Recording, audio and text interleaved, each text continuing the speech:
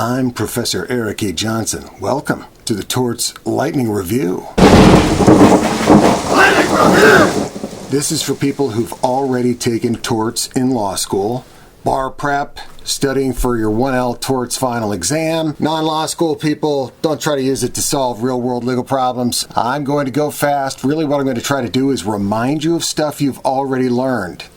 It's a review. Here we go with Negligence Part 2, Breach of Duty. Here's a roadmap for where we're going. First, I'm going to go over some basic points. We're going to talk about considering multiple theories of breach. Then we'll talk about what standards to apply. That's kind of the big part of it. Under that, we'll talk about reasonable person, special standards for bailments, land, professionals, children, negligence per se, and then finally, proof of breach. That's where we'll talk about res ipsa loquitur.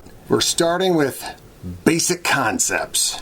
Where are we in the prima facie case? Some people divide up torts differently, 3, 4, 5 elements. I like 5 elements. It's just a more complete checklist, but we're on that second element. We've decided there's a duty that exists. Now we're going to ask whether the defendant can be proved to have breached that duty. Then causation and injury. Let's talk broad picture. For breach of duty, the general idea Officer on deck! Is that the defendant failed to exercise reasonable care. Or we could state it a little more complexly, but maybe a little bit more usefully. If we're doing exam analysis, the defendant's conduct departed from that's required by a relevant standard. Now we move on to considering multiple theories of breach. Don't think in terms of the breach. There could be many breaches, even by the same defendant for the same injury. Here's an example. A trucker with a history of accidents and drug abuse is driving for a big freight company when he runs a red light. Because of a combination of brakes that don't work well, because of a lack of maintenance, and slowed reaction time because of illegal drug use, the truck fails to stop in time and hits the plaintiff's sedan. If we ask what's the breach, we're going to get ourselves tangled up in knots for no reason, because there's many potential breaches just by the company that employs the trucker. For instance, negligent driving by the trucker, which is attributable to the company because of respondeat superior. Negligent hiring. They might not have been reasonable in hiring a trucker with a history of drug abuse and accidents. Negligent supervision. Maybe they should have been drug testing him, minding what he was doing with his truck since they knew he had a history of drug abuse and dangerous driving. Negligent maintenance. Should have been taking better care of their trucks so that the brakes worked well. That's a good 4 theories of breach just out of something that's pretty standard. So consider that there may be multiple theories of breach. Every case doesn't have to have just one breach, might be many of them. It's up to the plaintiff to allege and prove a breach, but they can also bring a complaint with multiple theories of breach. And in the real world, that is often what happens. Plaintiffs will have count 1 negligence, count 2 negligence, count 3 negligence, count 4 negligence, and they're all different theories of breach. Now let's move on to what standard to apply. First, general standard. Attention! Reasonable person. This is the general standard. General standard! You just ask, what would the reasonable person do? Or maybe better stated, you ask, would the reasonable person have undertaken some additional precaution that the defendant did not? All right, let's go over the details, some specifics about what reasonable person standard really means.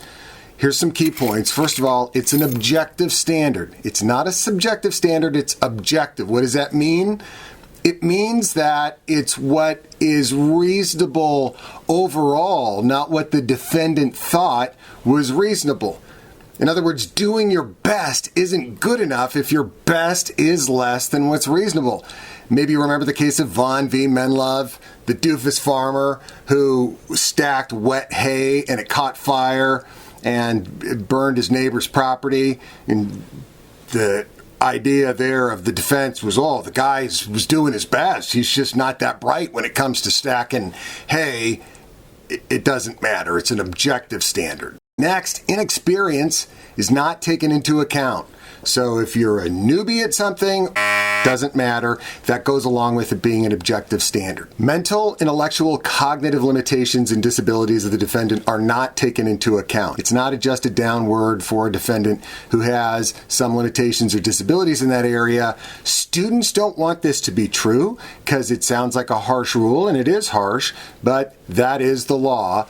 Some states follow a different view, but that is the prevailing law. Physical disabilities, physical limitations are taken into account. So, for instance, if the defendant has a hearing impairment, then the relevant question is, what would the reasonable person do given that hearing impairment?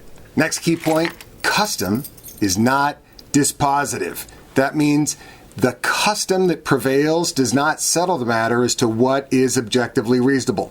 The famous case for this is the learned hand case, the T.J. Hooper. You may remember that. The custom was for ocean-going tugboats to not carry a weather radio.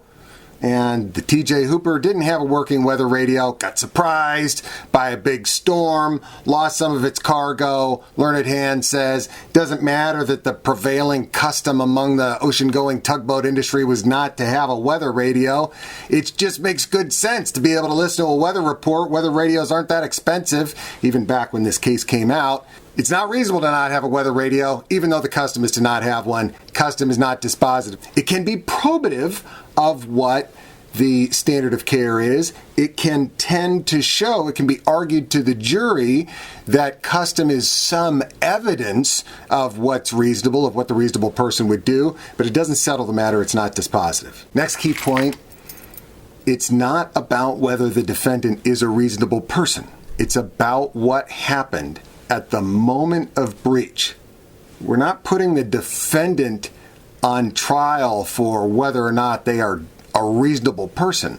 The question is whether or not at the time of the alleged breach, would the reasonable person have undertaken some additional precaution or done something to be more careful than what the defendant did at that moment?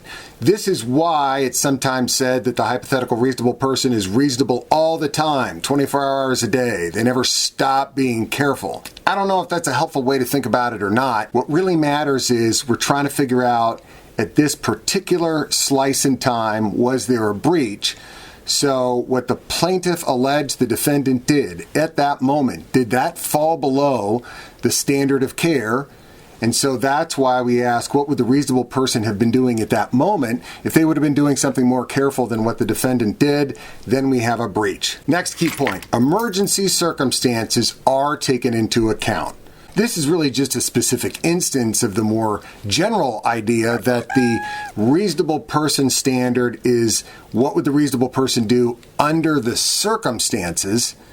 And if those circumstances are an emergency, then it's taken into account that things are evolving very quickly, that things may be hectic, that there may not be time to think things through. So if you are in a car and the driver suddenly becomes unconscious or becomes incapacitated for some medical reason, and you lean over from the passenger seat and take control of the wheel and try to bring the car to a stop, happily for you in front of the jury, those emergency circumstances are taken into account, and you can argue to the jury that it was reasonable under the emergency circumstances that you did what you did. You're not going to be judged by a regular driver, reasonable driver standard where they are sitting in the driver's seat and started the car, everything being normal.